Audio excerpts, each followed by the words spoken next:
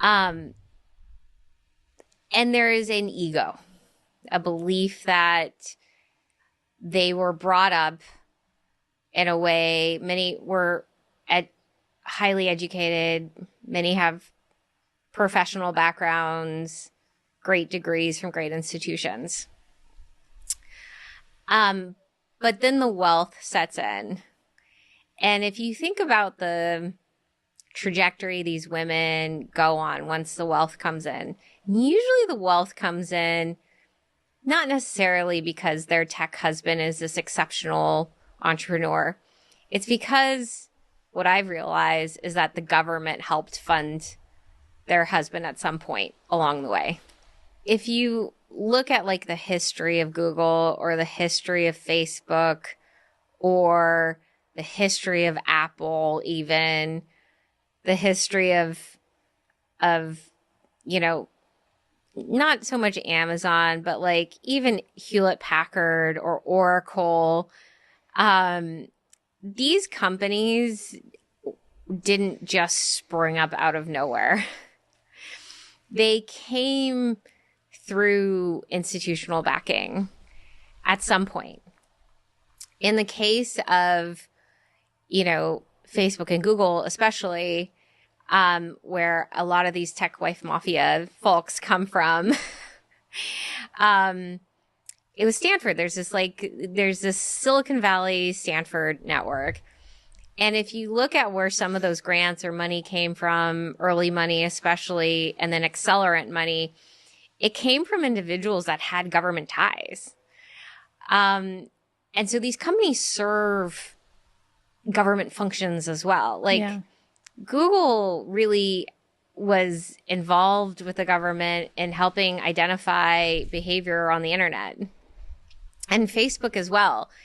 And so it's no surprise that the intertwining between the Democratic Party, which is so prevalent in California, and these companies has just always been there. That synergy has always been there, and that relationship has always been there. Goods that have been mentioned.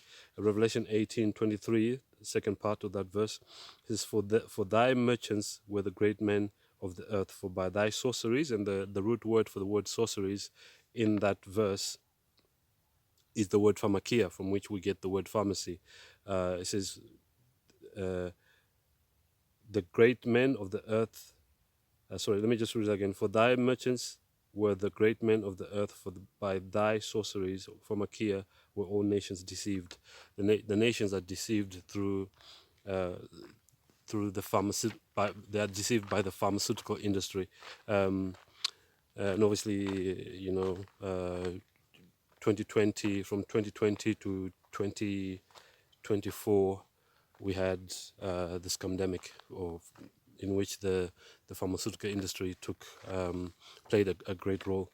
So obviously the pharmaceutical industries also make a lot of money as well. The richest investment companies in the world are BlackRock, Vanguard, and State Street. And the CEO of BlackRock is Larry Fink. BlackRock is known to be buying thousands and thousands of homes in the US and then rents them out to US citizens who can't afford to purchase their own homes. The World Economic Forum, sometimes referred to as the WEF, produced a video stating that you own nothing and you will be happy. And basically, when that video is actually talking about, by the year 2030, you will own nothing and you'll be happy. So there's obviously, we know there's an agenda to strip everyone of their God-given rights and also private property as well, so that by 2030 everyone will own nothing and they'll be renting everything, including the clothes on their backs. So these three companies that I've mentioned earlier, BlackRock, Vanguard, and State Street, own all the other corporations. It's easy to see how the no buying, no selling that is mentioned in Revelation 13 will be implemented, especially with the introduction of CBDCs And for those who maybe haven't watched my previous videos where I explained what CBDCs are, I'll explain it here. CBDC stands for Central Bank Digital Currency, and CBDCs are basically digital. It's like digital money, like money on your phone, for instance, that you can't touch. That's what CBDCs are. But unfortunately, these come with a lot of controls, such as perhaps not being allowed to spend that money. Let's just say maybe 5 miles from your home, like what happened during COVID.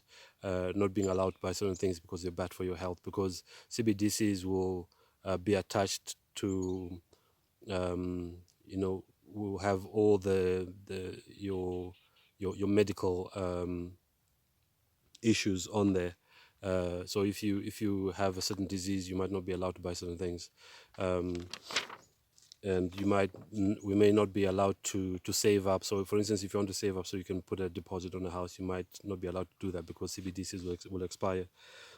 And also, the thing about CBDCs as well is that they can be shut down if you've been found, if they say that you've said something against the government, or you are not living your life in line with climate laws, which we know are coming down the pike. Your CBDC account can be shut down and you won't be able to buy and sell, like it says in Revelation 13. So I'm also going to show a video of Pope Francis, and even previous popes have met with the CEOs of big companies. So I'll put a video of that, just showing that when he talks about Babylon, he's talking about the papacy. It says that the millionaires and the billionaires have been made rich by Babylon, which is spiritual Babylon, which is the papacy.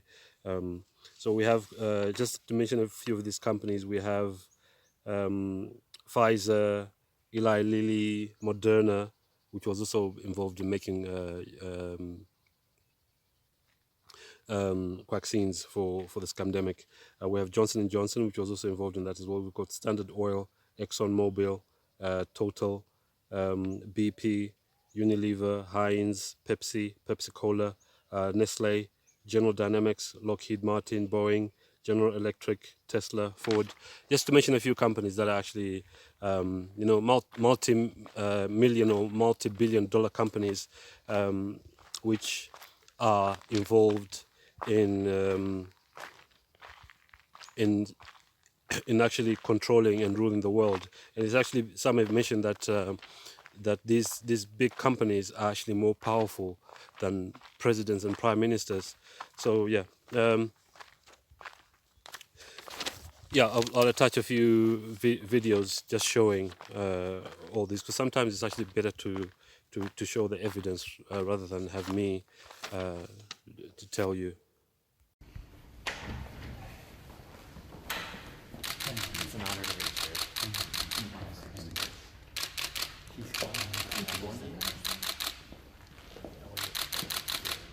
Santo Padre,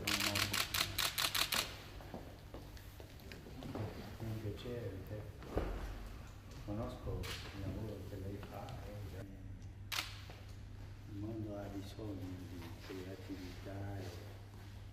Alla gente nella periferia del mondo con il suo messaggio, misericordia.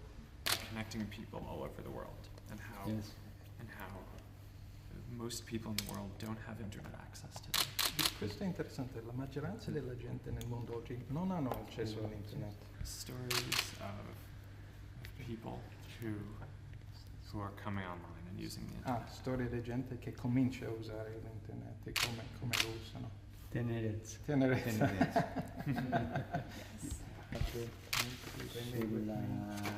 About mercy. Progressivo sempre femminile. Allora mi ha risposto.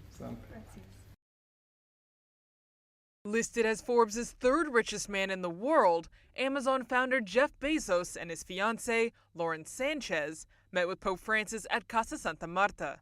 This meeting was not officially announced by the Vatican.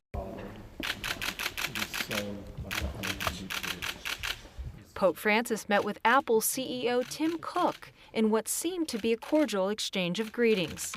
The private audience was brief yet seemingly productive. Both the Pope and Cook already share some common interests in bridging people together through environmental issues and technology. The Apple CEO gave Pope Francis a check with an undisclosed amount for his work.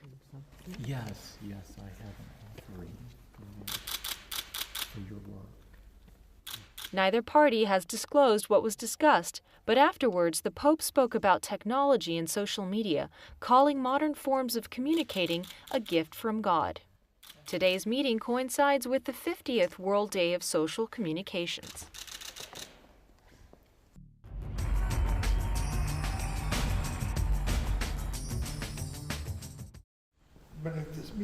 A year ago in the Vatican, the Pope met with Brad Smith, president of Microsoft.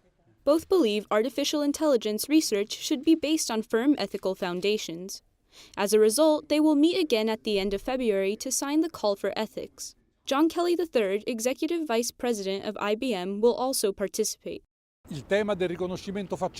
Issues like facial recognition are extremely important. There's also the question of asking companies how they're using our personal information. Fabrizio Mastrofini is one of the organizers of the summit to take place in the Vatican at the end of February. The event will bring experts together to better understand ethics in artificial intelligence. This technology is already yielding positive results in fields like health, defense, and finance. However, it is unknown whether or not the data it compiles will discriminate against users. Companies like Microsoft and IBM contacted Vincenzo Paglia, president of the Pontifical Academy for Life. They feel the increased importance of ethics in technology. Companies that are sensitive to users' needs perceive the responsibility technological progress brings. For now, only Microsoft and IBM intend to sign the call for ethics. The Vatican says if other companies want to join, they are welcome. David Sassoli, President of the European Parliament, and Ku Dong-yu, Director General of the FAO, will also attend the signing. The event will take place February 28 and is open to the public. Anyone who wants to participate can sign up on the Pontifical Academy for Life website.